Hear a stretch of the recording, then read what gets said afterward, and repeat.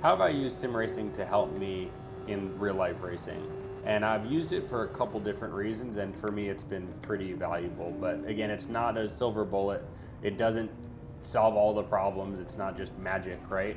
But I think that there's some really, really good things about it, and I figured I'd just kind of break down what those things are.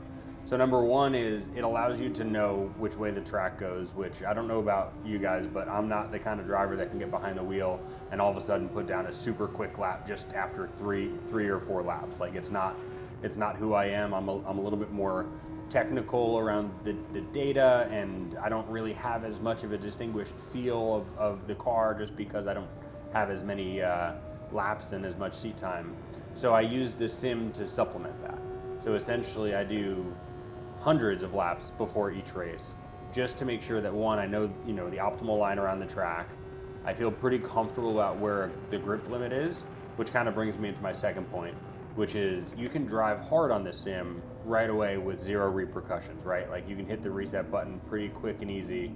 Whereas obviously once you get behind the real car, there's fear, there's financial obligations. So it's really important to test the limits on the sim and then figure out exactly where you're going to fall in on the, call it, aggressiveness scale once you get behind the wheel of the real car. So again, it lets you work on car control even though there's really not a whole lot on the line.